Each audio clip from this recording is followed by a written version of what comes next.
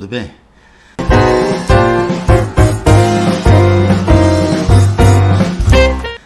Primeiro eu quero agradecer a carinhosa e enorme receptividade que está tendo no meu canal nas veredas do Vereza. Muito obrigado. Obrigado também ao Roberto, que sempre opera a câmera e o áudio. Hoje eu quero falar deste livro, O Livro dos Espíritos. Por quê? Porque hoje, 18 de abril de 2022, esse livro completa 165 anos da sua publicação.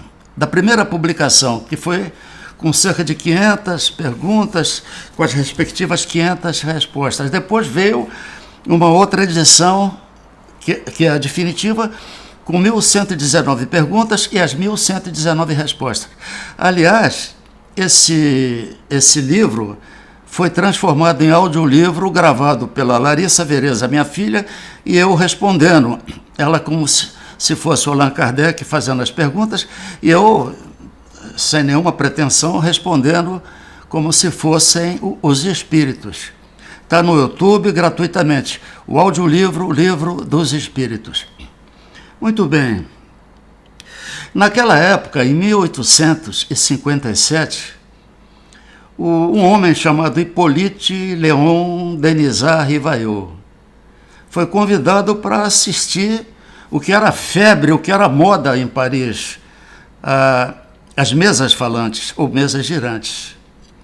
Ele não era cético, não, um pedagogo, poliglota, um intelectual, enfim, ele não acreditou muito, não.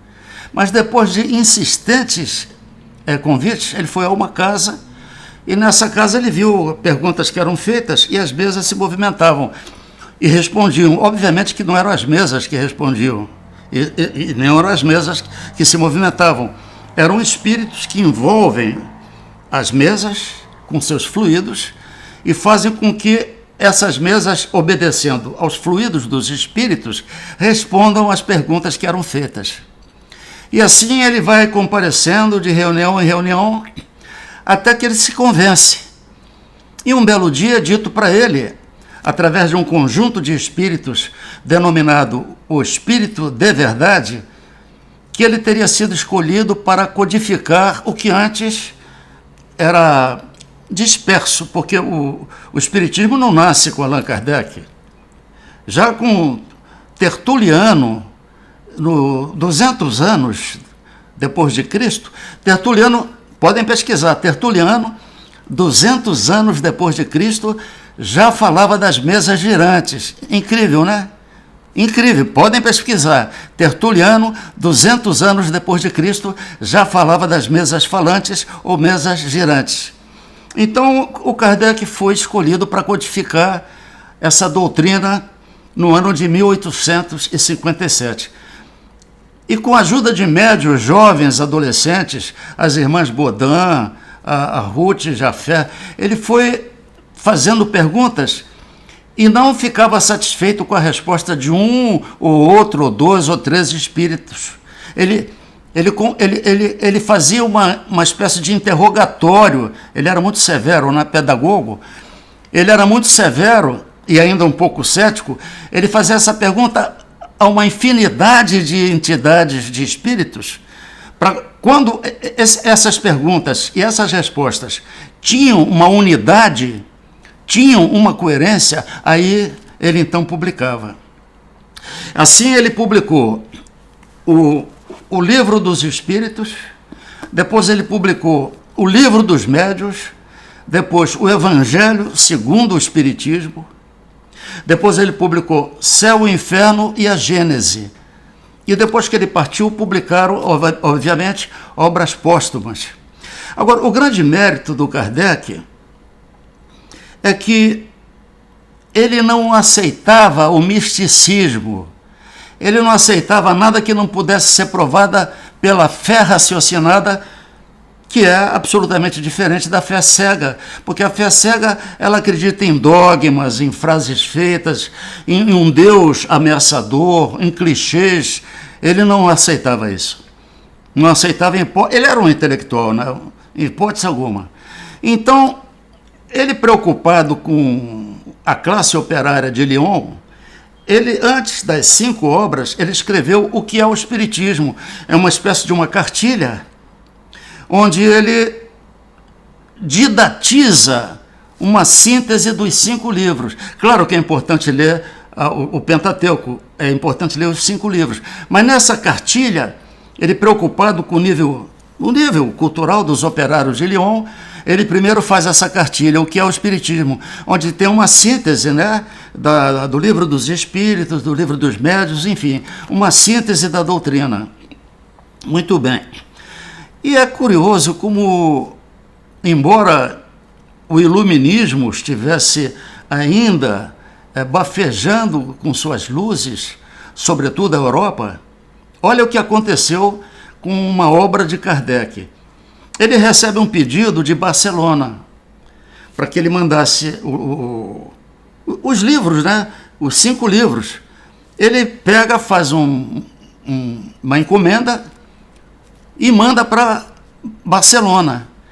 Quando essa encomenda chega a Barcelona, o bispo local interdita esse envio, leva para uma praça principal que eu conheci na Espanha, em Madrid, e queima os livros de Kardec.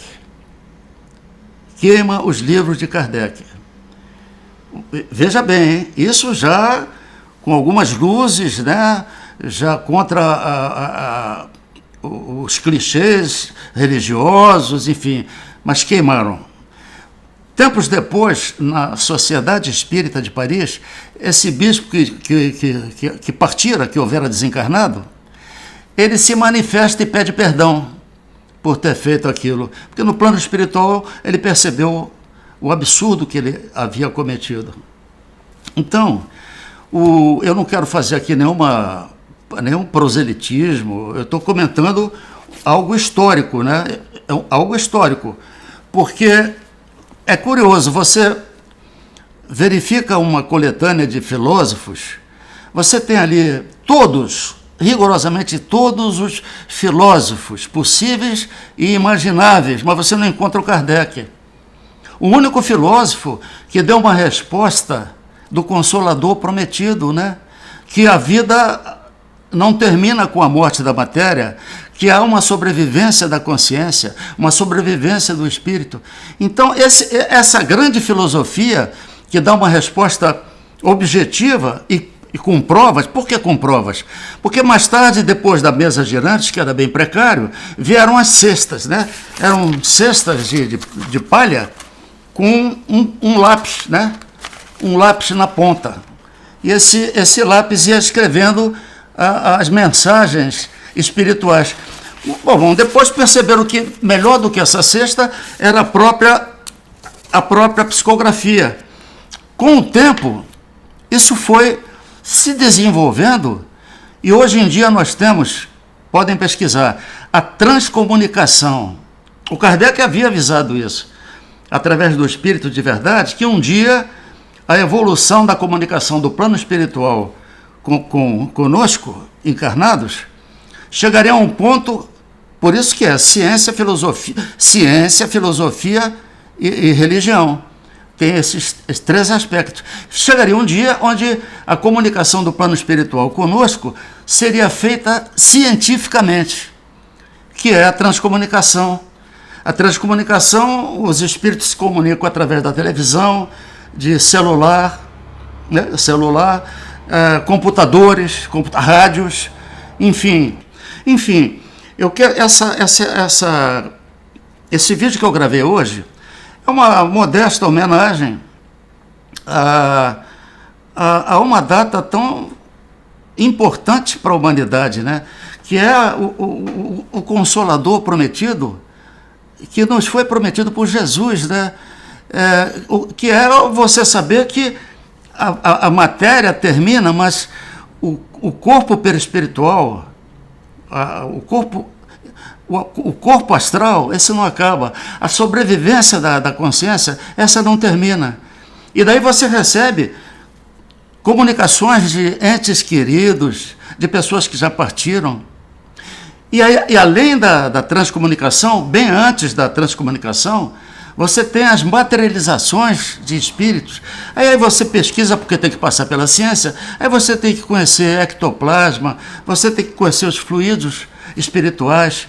Então é uma doutrina que ela não faz você acreditar através do medo, através da ameaça, através da fé cega.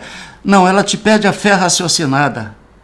A fé raciocinada, porque tudo o que acontece no universo, tudo obedece a leis da natureza. Os milagres de Jesus, o Jesus era um médium excepcional, além de ser talvez o espírito mais antigo, já vindo à Terra, pela antiguidade dele, você imagina o poder mediúnico que ele possuía? Imaginem. Então, ele acessava diretamente leis que até hoje a humanidade não conhece, mas leis da natureza. Então, com essas leis ele curava, com essas leis ele podia transmutar a água em vinho. E o grande Consolador prometido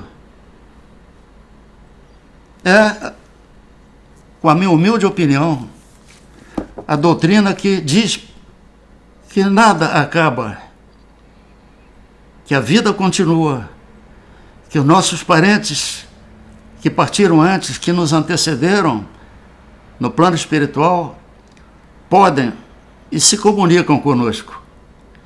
Muito bem. Gostaram de eu ter tocado flauta. O problema é o seguinte, eu não posso tocar uma música conhecida, porque, com toda razão, o YouTube, ele tem os direitos autorais, né? Isso é perfeito. Se eu toco uma música inteira aqui, o autor da música, com toda razão, vai querer cobrar os direitos autorais. Então eu só posso tocar um pedacinho, né? Deixa eu ver se eu lembro.